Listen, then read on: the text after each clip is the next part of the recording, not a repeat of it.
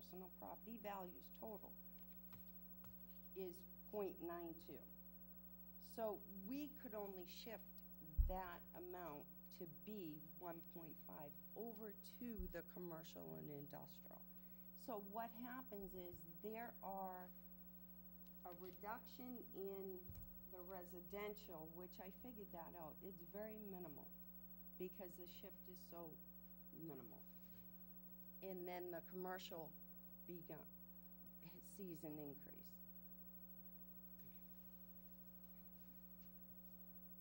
What might be confusing, Jeff, is the CPI shift of 1 is really 100. Right. Right. It's Yeah, 100%. no, I understand.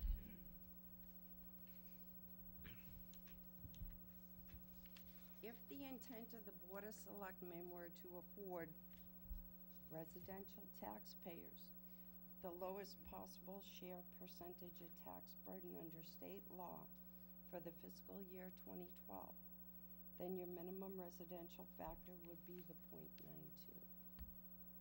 Section 184 to be exact, which would result in an anticipated tax rate with the residential going from 1438 to 1332, and your commercial and industrial and personal property going to 2157.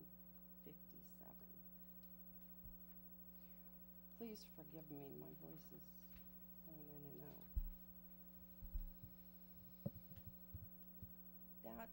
That concludes the shift part on the selection of a residential factor, a commercial factor. The next three are for exemptions. The first one being for the open space. The town of North Reading does not have any classified open space.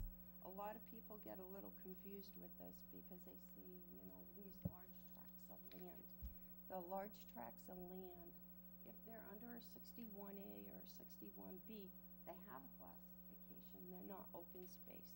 They have a classification for farming or the 61B with the golf courses, etc.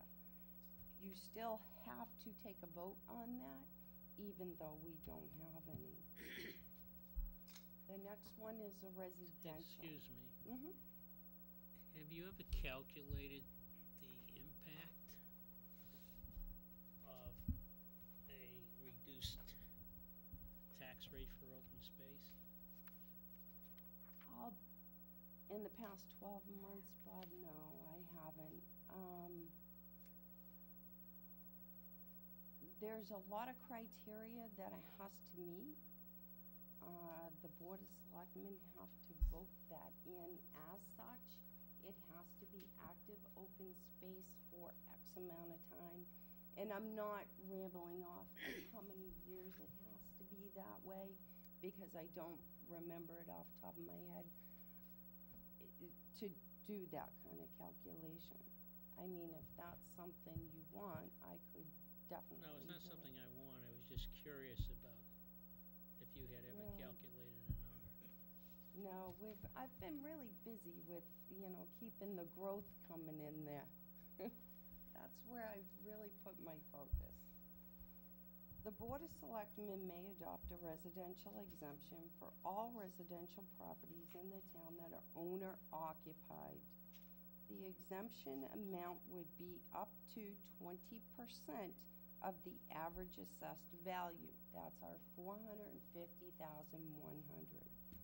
Of all properties eligible to be taxed at the residential tax rate, including vacant parcels, as a part of the total parcel count. Although the thought of granting a residential exemption to owner-occupied residential properties appears to be a form of tax relief, this is not completely the case. It is true that some properties would receive, I'm sorry, I lost my place. It is true that some properties would receive tax relief through the adoption of this measure. However, since the tax levy remains the same, you still have to raise the same amount of tax. The overall residential tax rate would increase to $16.94 with a 20% exemption, substantially to compensate for the former tax relief. So it would, our fiscal 11 tax rate was $14 per thousand. If this is granted for the residential exemption, it would increase the residential exemption to $16.94. And basically, the impact of that redistributes the burden Exactly. to the higher, All the To homes the that are higher greater than homes. 150,000. To the higher homes, exactly. I did calculate that one though. According to the mechanics of this exemption, the tax burden for those owner-occupied properties, the town average, as described in the first paragraph, would be decreased. For all other residential properties, the tax burden would increase. That's where we were just discussing the lower value from the 450, 100 being the average. This would include all non-owner occupied residential properties and vacant land. All owner-occupied properties above the town average, since the exemption is deducted after the application of a much higher residential rate. Does anyone have any questions on that paragraph? Yeah, I just need to backtrack on something you said here with regard to the residential exemption. I just want to go back to the tax. If you did a split tax rate, the rate for the residents would go down to a 1332. Is that correct? That's if you were to shift your tax Right. rate Okay, and that would be a savings of $1.06 per residential. per thousand. Per thousand, right, okay. And I think I became a little confused here on the 1694 change. That's due to the exemptions. That's a So full different vote. how does that impact, is that in this 1332 somehow? The residential exemption is if you were to adopt this residential exemption, you have your average home that is 450,100. The criteria is that it has to be owner occupied.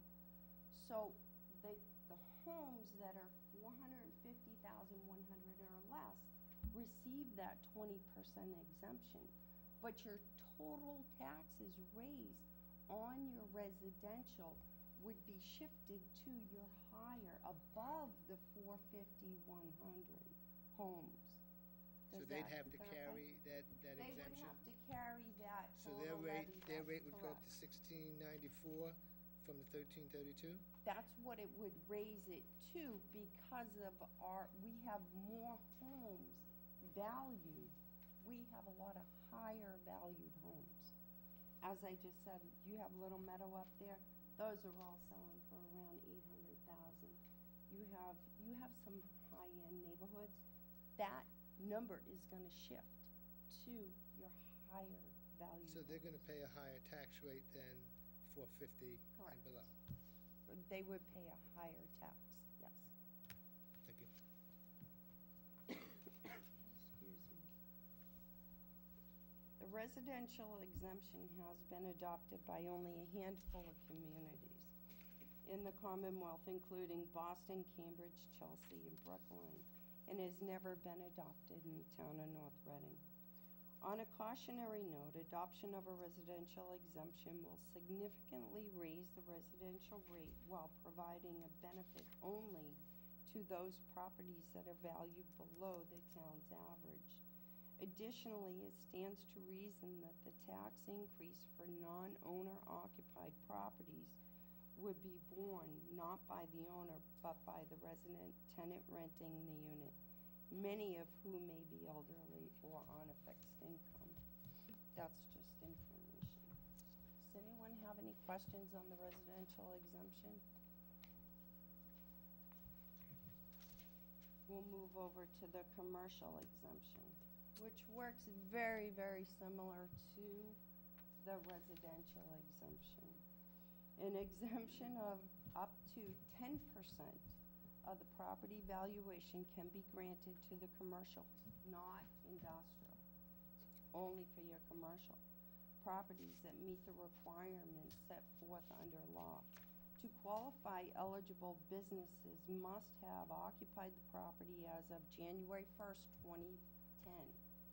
It must have no more than 10 employees during the previous calendar year, as certified by the Division of Employment and Training. I do receive documentation from the Division of Employment and Training every year, and I go through that list. Some of them are home businesses, and when I'm going through that list, they also have to be under $1 million. So I go into my appraisal system and I look to see what their values are. The other criteria that makes us not have any eligible is because if they're in a strip mall or if they're in a condo complex, they don't qualify. So with that being said, the commercial, we do not have any qualifying commercial properties for the commercial exemption. We do have a total of 222 commercial properties, and none of them qualify.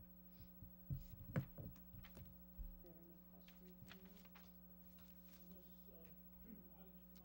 Why not 20 and 20 or 10 I and don't- 10? What are the percentages? I actually don't make those percentages. The Department of Revenue distributes those percentages. Where they actually got them, I mean, they've been in existence with the same percentages as long as I can remember, 23 years. Are they ever gonna update them? Should they update them? The relevance behind them, their percent was just to alleviate some of the tax burden.